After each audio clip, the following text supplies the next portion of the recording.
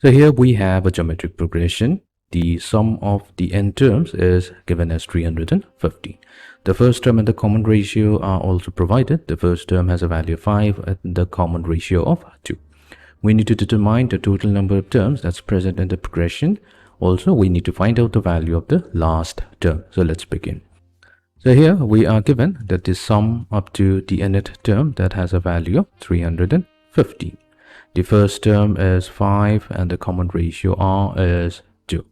Now we know that the sum up to the n terms of a given geometric progression is given by Sn equals to a times r raised to the power of n minus 1 all divided by r minus 1.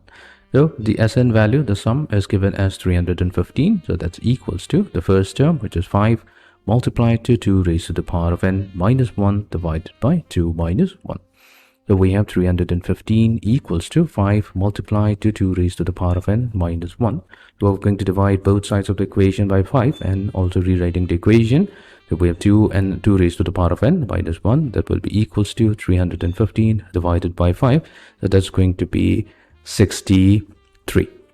So 2 raised to the power of 1 will be equals to 1 plus 63 will be 64, which will be 2 raised to the power of n equals to 2 raised to the power of 64.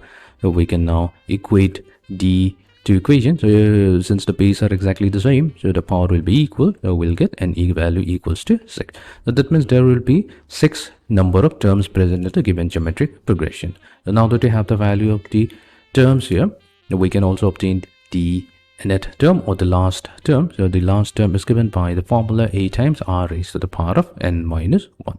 So here the last term is the sixth term. So we have a6 equals to the first term a, which is 5, multiplied to the common ratio 2. So 2 will be raised to the power of 6 minus 1. So we have 5 multiplied to 2 raised to the power of 5. So 2 raised to the power of 5, that has a value of 32. So this is going to give us a value 160.